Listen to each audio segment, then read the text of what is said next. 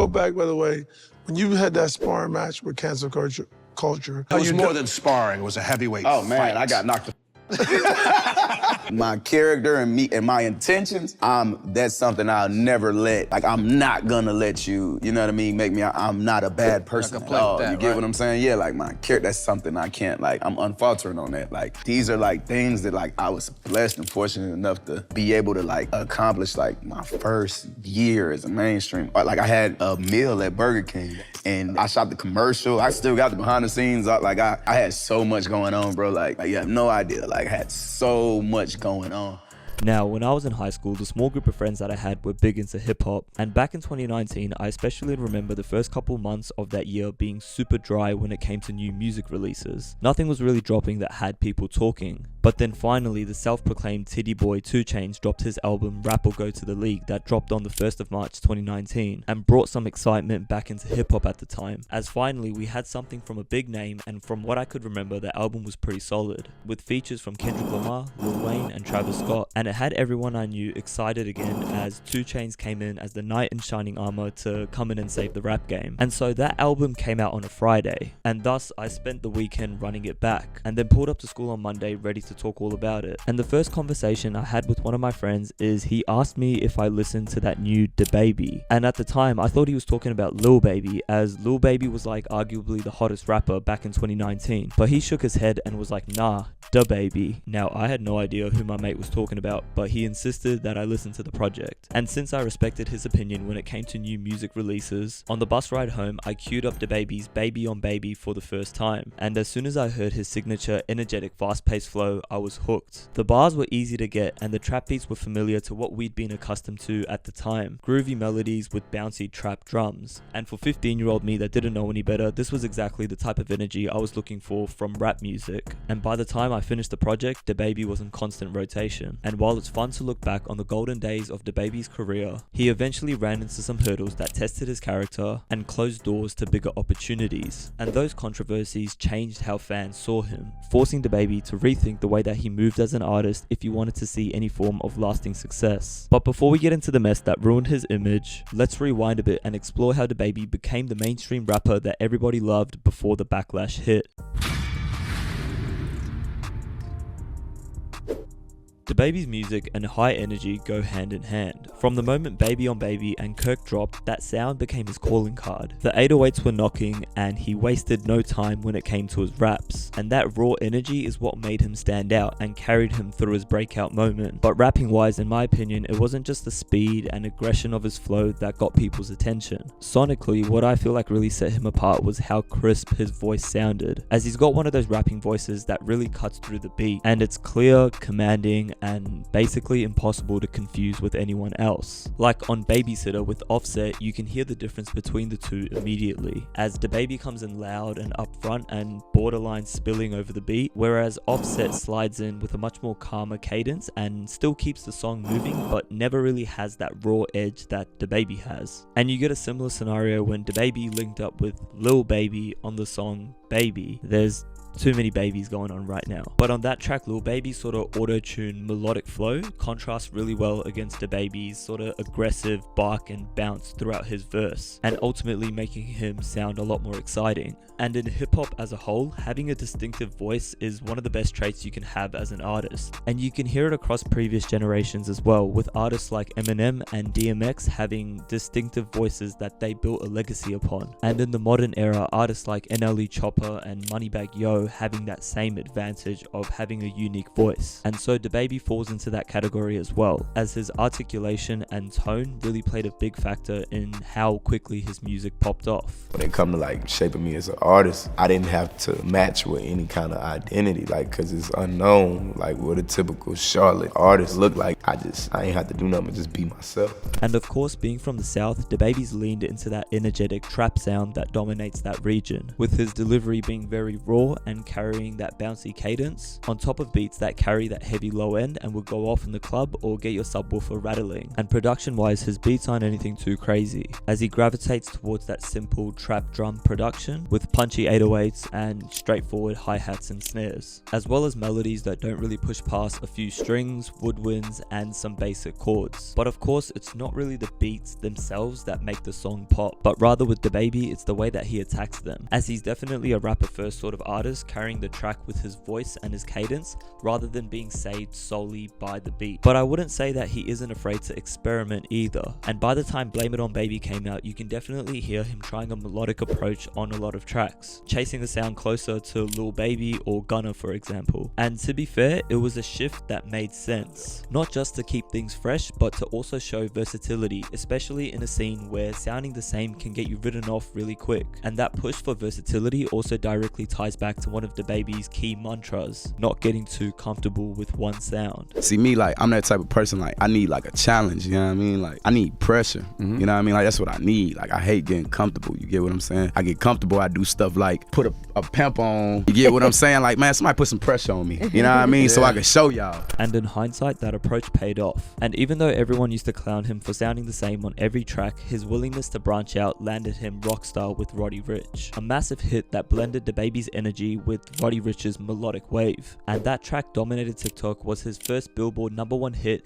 and showed people that DaBaby could succeed outside of the box that they may have put him in. And another big turning point came when he linked up with Dua Lipa for her huge hit, Levitating. And when rappers jump into the pop world, it's usually a strategic move for mainstream success. Think Kendrick Lamar jumping on Taylor Swift's Bad Blood, Eminem on Rihanna's track Love the Way You Lie, or even back in the 90s when ODB linked up with Mariah Carey for her hit Fantasy. Hip-hop heads may not have those songs in rotation, but they've definitely heard it somewhere, whether it be on the radio or in your local supermarket. And so those pop features do wonders for rappers when trying to get more mainstream attention and collect bigger checks. And so DaBaby ultimately pulled this off with Levitating, standing alongside one of the biggest pop stars in the world and showing that he had the versatility, charisma and mainstream appeal to be in that space, ultimately cementing him more than just another southern rapper with a hot run, and rather making him a household name in the music industry as a whole. And aside from DaBaby's rapping style itself, it's worth taking a look at where that persona and style came from, because for as modern as his music sounds, you can still trace back a lot of his early influences to the 2000s era of hip-hop, specifically the MTV music video era, when mainstream rappers weren't just voices on a track, but they were also front and center on TV screens. For example, when I was a bit younger, you'd walk into a McDonald's and see a 50 Cent, Eminem or Nelly music video running back to back. And so those artists didn't just put out music and solely rely on radio success and live performances, but rather elevated their status through other mediums. And DaBaby's clearly taken some notes from that playbook. I grew up in the music video era too, you get what I'm saying, when it was big. So I pulled like musical influences from everywhere, bro. Like from, if we started Bone Thugs and Harmony to Tupac, all the way down to when Nelly had his wave, Eminem, 50 Cent, when Lloyd Banks and them had a wave, like the whole G Unit had a wave, like wearing a do-rag, trying to go get the beater that looked like a bulletproof vest. Come on, bro. I one of them shit one time and took it back. And so when you put all of that together, the modern trap sound coupled with the MTV era showmanship, as well as some Bone Thugs melodic influence, you start to see DaBaby as less of a sudden anomaly and more so as the product of a long line of rappers who turned their image, voice and real life credibility into the core of their music. But at the same time, that formula's always been a tricky balancing act. For decades, artists from the 90s gangster rap era to today's mainstream street rappers have always walked a fine line between their real life street credibility and being marketable to mainstream audiences. Push too far in either direction and the whole thing can collapse. And DaBaby played that game well for a long time, turning his gangster-leaning persona into a marketable personality trait, packaging toughness and charisma into something that feels both authentic and entertaining. But leaning too heavy on that side of his identity also meant doubling down on hypermasculinity, a quality that, while still bankable in rap, has become a lot more volatile in today's culture. It can still sell records, but it can backfire spectacularly, and in DaBaby's case, it did. His reliance on hypermasculinity blurred the line between the persona and the person. And when that spilled out into the mainstream spotlight, the perception of him had sort of changed, especially from the mainstream. What was once an asset in building his career had become a liability. So with that in mind, let's take a look at how hypermasculinity operates in modern hip-hop today and how DaBaby leaned into it and at the same time caused one of the biggest controversies of his career.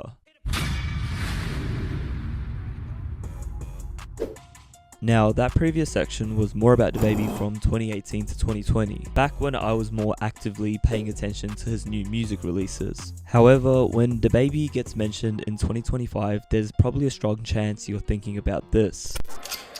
You didn't show up today with HIV, AIDS, any of them deadly sexually transmitted diseases that'll make you die in 2-3 weeks. Put a cell phone light in the up. Lady, if your pussy smell like water, put a cell phone light in the up. Fellas, lights up. Fellas, if you ain't sucking nigga dick in the parking lot, put your cell phone lights in the up. Let's be real about this shit. Yeah, keep it fucking real. Some of y'all niggas suspect as a motherfucker, let's be real. Bro said his intrusive thoughts out loud. Man was moving like an MW2 lobby back in 2010. Bro said, fuck everything that I've been working in my career so far, I've got something to get off my chest. But on a serious note, queerness and hip hop have never peacefully coexisted. And you can trace it back to the late 80s, from when the genre shifted from party-driven MCing to image-driven personas, specifically the gangster archetype. And so prior to that, rap was mostly about the lyrical craft itself. MCs like Run DMC, LL Cool J, Rakim, all spitting over chopped up funk samples and making anthems for block parties. But as rap grew, audiences wanted more than just showmanship, lyricism, and exaggerated swagger. They wanted a larger-than-life personality to be able to attach to the music itself. And that's where gangster rap broke through into the mainstream, with artists like Ice-T, who came up in that same electro-funk-inspired era, eventually pivoting towards more gritty street storytelling raps, and laid down the foundations of gangster rap with his single 6 in the Morning, from which NWA would eventually amplify and break through internationally. And from that point onwards, the gangster archetype became a blueprint, and the perception of rappers from a mainstream fan's perspective had changed, as it wasn't just about MCs that would rhyme on beats anymore, but rather they were expected to embody toughness and the credibility that came with street politics. And that playbook was as fruitful as the music that sold, with the gangster image becoming widespread and a legion of rappers embodying that image. And now with the history lesson over, here's where DaBaby fits in. All of those traits that defined gangster rap, black masculinity, dominance, fearlessness, they all fall under the umbrella of hypermasculinity. It's the idea that a rapper has to present themselves as confrontational, unwilling to conform, and overall just being unapologetic. And that image also came with the unspoken rule that queerness had no place in it. And so from Ice Cube to DaBaby, being anti-queer was the cultural standard in hip-hop. So when DaBaby went off at Rolling Loud, it wasn't just indicative of his personal feelings towards gay people, but he was also tapping into a decades-old hip-hop tradition where homophobia was a marker of toughness and a way to prove that you're not soft. And in his mind, it probably didn't feel that wild or out of pocket, especially when compared against all the other hypermasculine things that rappers have said on stage, or even DaBaby's personal antics. I don't even be trying to bring this shit up. Like, I'll whoop a nigga ass on camera then go get on the cover of Billboard magazine the next day. You know what I'm saying? Like, all type of shit. Like, it's, I'm telling you, like, That's why I promise you, like, this shit is public record. Like, I can't wait till this documentary come out. So it's like, And so in a sense, it's not that surprising that fans eat up this hypermasculine archetype so much, as watching an artist that's always in conflict with other rappers, random people, or even the police all becomes a part of the spectacle and their larger-than-life persona. And for DaBaby, those moments of chaos only reinforce the image and persona that the fans buy into, a street figure who thrives in cutthroat environments. And the more he's able to prevail from those messy situations, the more he looks like an embodiment of that hypermasculine archetype. And one of the clearest examples of this is a YouTube video that's currently sitting on 8.8 million views. It's from one of those criminal psychology channels that's breaking down DaBaby's police police interrogation for a charge that could have allegedly landed him 15 years. And so that clip blew up because fans not just got to see the legal drama, but they also got to see him outsmart the system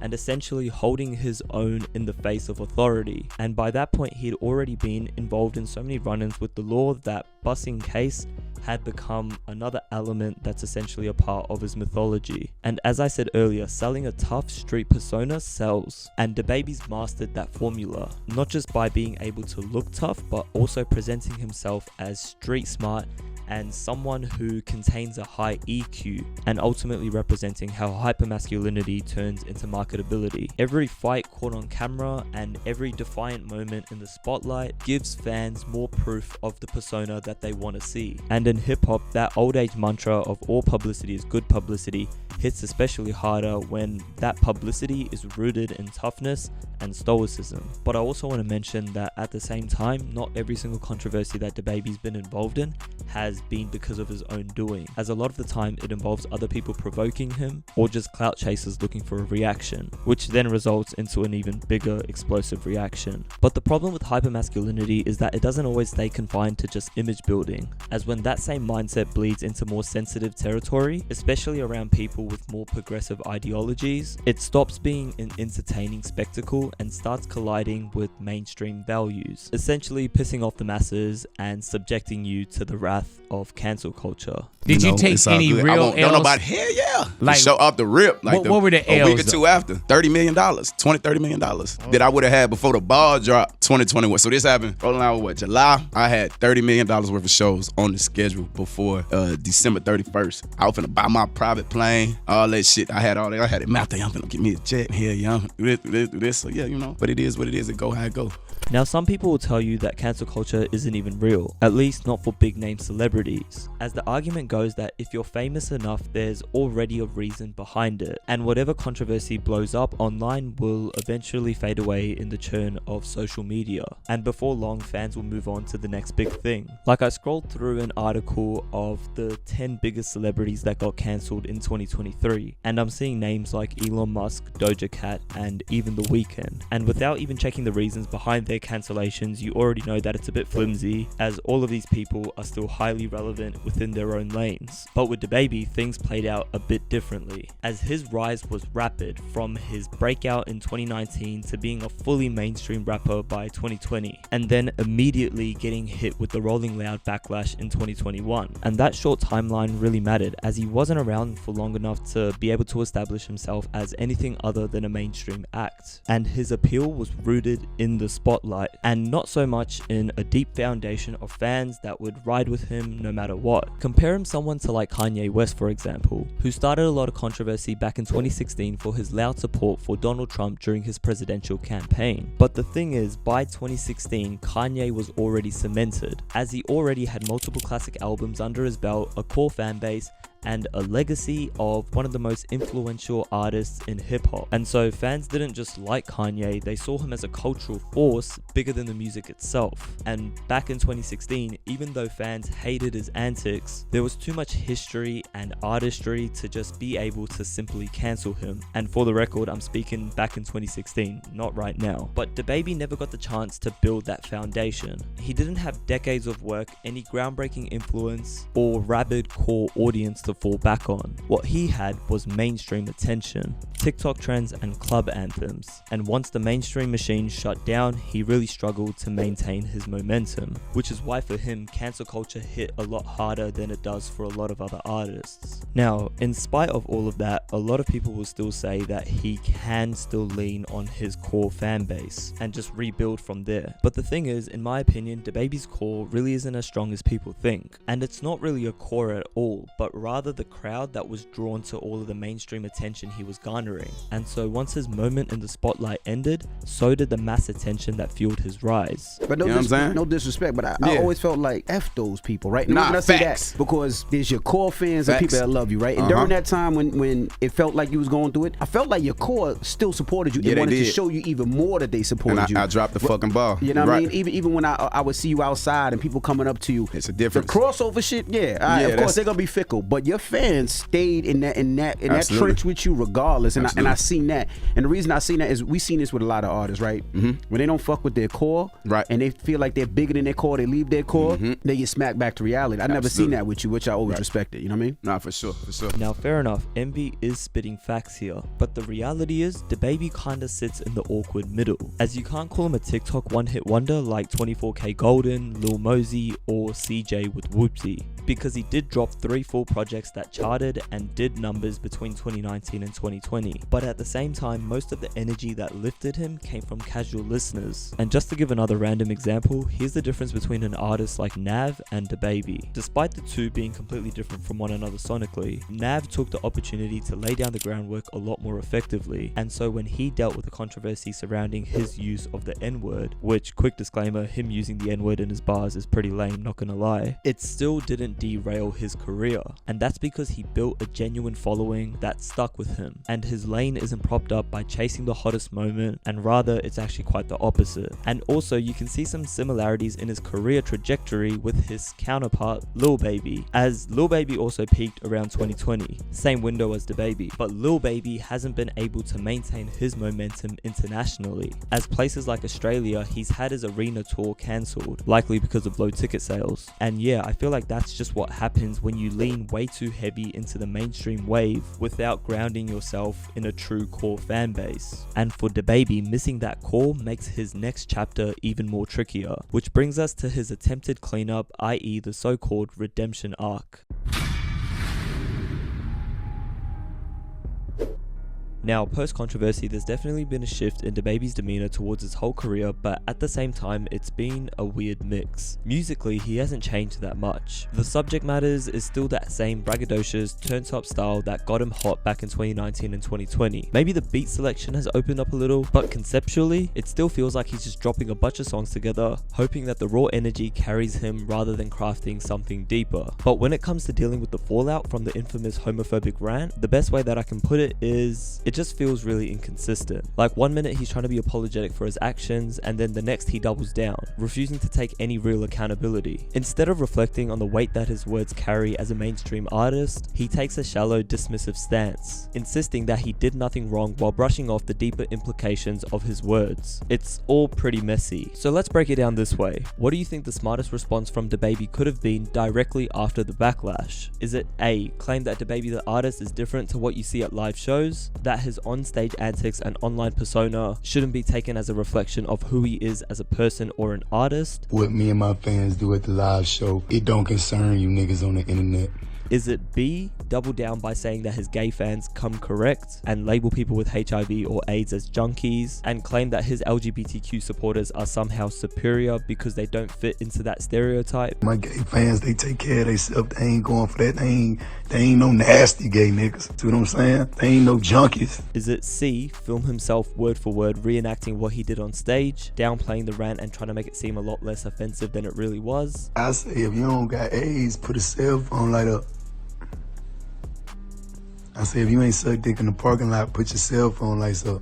Or D, all of the above. And yeah, you basically already know the answer. His refusal to acknowledge the weight of the situation ultimately just made things worse for him in the long term, as it likely played a role in his hiatus from dropping any music and explained his subsequent fall off in popularity. And it was only a matter of time until DaBaby had to realize the reality of his dire situation and make some calculated career-changing moves. And that change took place over the course of 2 years post-controversy, as DaBaby likely realized that that hypermasculine archetype that he leaned on so heavily had to be carefully picked apart. And since DaBaby's target demographic, casual rap fans, need something outside of the music to connect to, it became pivotal for DaBaby to show his growth and personal development over those 2 years, and essentially create something larger than himself, as his music style hadn't changed at all, and thus his pivot can be largely attributed to him becoming a mental health advocate. And so he created his non-for-profit DaBaby Cares to push a cause greater than himself, and to be honest, that is pretty respectable. Instead of obsessing over hits and antics, he's trying to build something that could actually help people, especially his young fans going through it. And what makes it even more impactful is that he's not just talking at people about mental health, and instead he's transparent about using these resources himself after dealing with a lot of personal losses. First and foremost, what inspired me to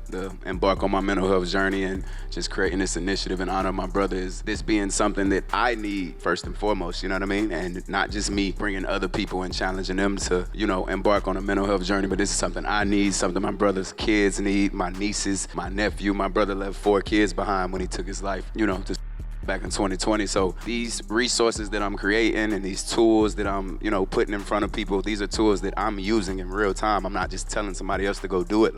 And outside of that, he's also started to move a bit like an influencer, as his TikTok game is on point, with music promos, lifestyle content, and even cooking videos, just giving glimpses of his everyday life, which I guess helps with being more relatable and pushes doors beyond just rap. And I wouldn't be surprised if he hopped on Twitch with streamers like Hycenat or even Blackboy Max in the future, as he's got that kind of personality that would thrive in that space. And it would be a smooth way for him to keep his name in rotation while simultaneously building hype for new music releases. But his shift in personality hasn't been all sunshine and rainbows, as DaBaby is still prone to doing some questionable stuff every now and then. Take his most recent song and music video called Save Me. Now, if you've made it this far into the video, first of all, I appreciate you, and if you don't mind, hit that like button if you want to see more content like this. But this music video was the driving force that really made me want to dive into DaBaby's career in the first place, solely because of how wild the video was. Inspired by the fatal attack carried out on Irina Tsarutska, a Ukrainian refugee who was the innocent victim of an unprovoked stabbing while riding a train in Charlotte, North Carolina, the same place that DaBaby's from.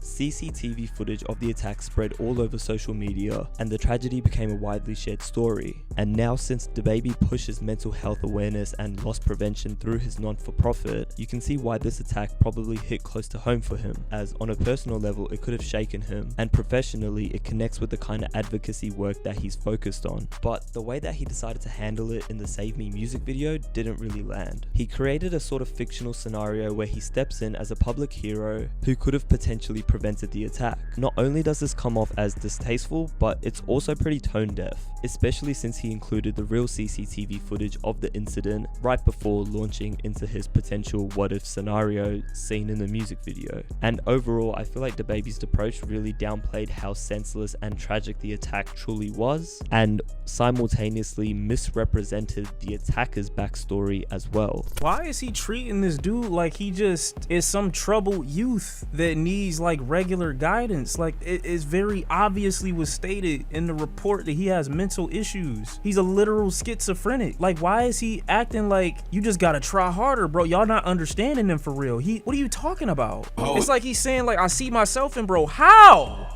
So overall, the way that DaBaby framed the situation just didn't sit right, and the message came off as a bit muddled and uninformed, which isn't really a good look for someone who's trying to establish themselves as being in tune with the dangers of untreated mental health issues, and the way that they not only affect the individuals, but also the communities around them. And you could argue that DaBaby probably needs to dig a bit deeper and do some more research into the realities of isolation, depression, and mental disorders, in order to fully understand how people living with these conditions navigate life, and what resources are actually effective in helping them. As if he wants to be seen as a genuine leader in mental health awareness within rap, that's a level of responsibility that he can't avoid. But unfortunately, simultaneously, that's where a contradiction lies, as DaBaby's openly said that he doesn't enjoy being a politician or dealing with how people perceive him. He'd rather just focus on the music. But once you start making songs like Save Me and positioning yourself as a voice for people struggling with mental health, whether you like it or not, you're stepping in that political space. I was falling out of love with the art, you know what I'm saying, of creating music and putting music out because of the politics and everything else that came with it. It made me, you know what I'm saying, I'm like, shit, this ain't